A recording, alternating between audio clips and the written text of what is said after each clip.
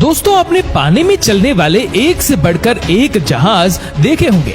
ये शायद इतना बड़ा होता है कि पूरे का पूरा शहर उनमें समा जाए।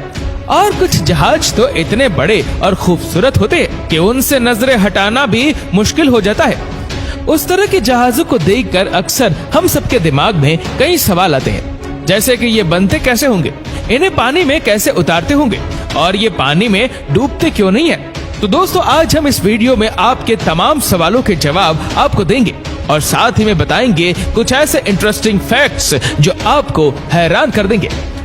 दोस्तों, इन बड़े बड़े जहाजों के साइज और डिजाइन देखकर कोई भी ये बात बड़ी आसानी से समझ सकता है कि करीब 1 लाख टन से भी ज्यादा वजनी इन विशाल जहाजों को बनाना जरा सा भी आसान काम नहीं है। इन्हें बनाने में हजारों वर्कर्स की मेहनत लगती है और एक जहाज को बनाने में लगभग 2 से 3 साल का वक्त लगता है।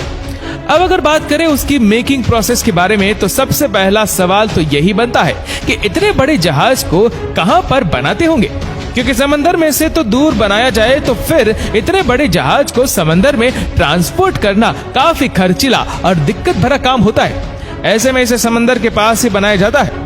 इसके लिए सबसे पहले किनारे पर जहाज से बड़ा एक स्पेस भी बनाया जाता है। फिर उसका सारा पानी निकालकर जमीन को ठोस बनाया जाता है। इसके बाद छोटे छोटे ब्लॉक की मदद से शिप का बेस तैयार किया जाता है, जिसके ऊपर खड़ा किया जाता है कई मंजिला शानदार जहाज। बता दें कि जहाज का ये बेस हार्ड स्टील से तैयार किया जाता है। वैसे तो पूरा जहाज ही स्टील से भरा हुआ होता है, लेकिन बेस का मटेरियल ऊपर के मटेरियल से थोड़ा हैवी होता है। स्टील मेटल यूज करने की एक वजह यह भी है कि समुद्र के खारे पानी से लोहे या किसी और मटेरियल के खराब और कमजोर होने की संभावना रहती है, जो कि बेस पर यह सब कुछ डिपेंड करता है। तो पहले स्टील की मोटी चादरों से बेस बनाया जाता है और फिर उसके ऊपर स्टील की रॉड्स को वेल्ड किया जाता है। इनके ऊपर स्टील चीट और रोड गाइक और बेच लगते हैं और फिर आखिर में उसे स्टील की मोटी चादर से कवर किया जाता है और इस तरह तैयार होता है बेस फ्लो, या फिर यूं कहे कि शिप की मजबूत नींव। इसके बाद स्टील शीट की मदद से जहाज की दीवारें, कमरे, गैलरी, लॉबी जैसे स्पेस का बेसिक स्ट्रक्चर तैयार किया जाता है। शिप का पूरा ढांचा तैयार होने के बाद शुरू होता है जहाज के अंदर का काम। शिप के अंदर स्टील की सेलिंग बनाकर छत तैयार की जाती है। पूरे जहाज के अंदर बिजली की सप्लाई की वायरिंग की जाती है। लकड़ी और शीशे की मदद से जहाज के कमरों को तैयार किया जाता है। यार, यूं कहे कि बेसिक डिजाइन के बाद काम शुरू होता है जहाज को आलीशान और खूबसूरत बनाने का। यहाँ आम आदमी की जरूरत के हिसाब से हर जरूरी चीज मौजूद होती है। शिप को बनाने में लग्जरी का पूरा ख्याल रखा जाता है।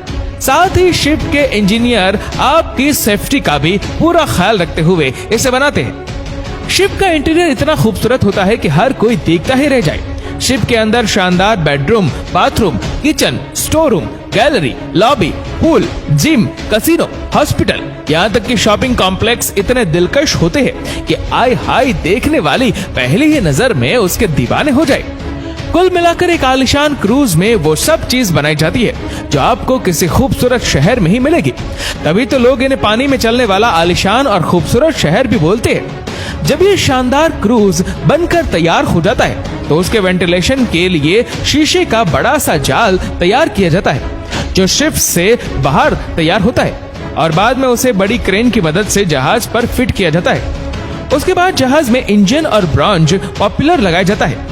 ये प्रोपेलर जितनी तेजी से घूमेगा, शिप उतना ही तेज चलेगा। इसीलिए शिप में एक से ज्यादा पॉपुलर लगाया जाता है। उसके बाद जहाज की बॉडी को जंग रोधक केमिकल लगाया जाता है ताकि समुद्र के खारे पानी से जहाज को भी जंग ना लगे। और फिर जहाज को पेंट करने के बाद टेस्टिंग के लिए पानी में उतारा जाता है। टेस्टिंग के बाद सामने आई कमियों को दूर करने के बाद उस पर लोगो बनाया जाता है और इस तरह एक शिप बनकर तैयार हो जाती है। तो दोस्तों, ये तो था कि शिप कैसे बनता है, लेकिन अब सवाल ये आता है कि इतने बड़े जहाज को पानी में कैसे उतारा जाता है। चलिए ये भी हम बताते हैं। दोस्तों, शिप को पानी में उतारना बेहद खतरनाक काम होता है, क्योंकि यहाँ अगर जरा सी भी चूक हुई तो करोड़ों अरबों रुपए का नुकसान हो सकता है। बता दें कि जहाजों को पानी में उतारने के लिए मुख्य रूप से 4 तकनीक का इस्तेमाल किया जाता है, जिसमें से सबसे पहले फ्लोटिंग आउट टाइप लॉन्चिंग है।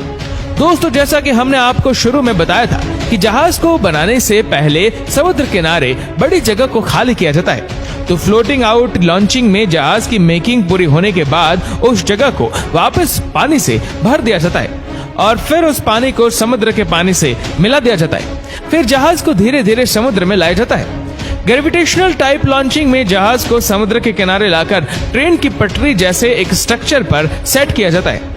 उसके लिए सबसे पहले उस स्ट्रक्चर पर अच्छी तरह ऑयलिंग और ग्रीसिंग की जाती है ताकि फ्रिक्शन को कम किया जा सके और जहाज आसानी से समुद्र में चला जाता है। ऑयलिंग के बाद जहाज को सेट पर रखा जाता है। फिर जहाज फिसलते हुए पानी में चला जाता है। दोस्तों, अब तक हमने जितने भी तरीके देखे उनमें सबसे खतरनाक है ये मैकेनिकल टाइप लॉन्चिंग और इसी वजह से इस तरीके से बड़े जहाजों को पानी में नहीं उतारा जाता क्योंकि इनके डूबने का खतरा ज्यादा होता है। इस टेक्निक में ट्रक, ट्रेन या किसी और मशीन की मदद से जहाज को उठाया जाता है और पानी में रखा जाता है। अब तो आप समझ ही गए होंगे कि छोटे जहाजों के लिए ही ये तरीका क्यों इस्तेमाल किया जाता है। दोस्तों, आपके हिसाब से जहाजों को पानी में उतारने के लिए इनमें से कौन सा तरीका सबसे ज्यादा इफेक्टिव है? हमें नीचे कमेंट करके जरूर बताएगा।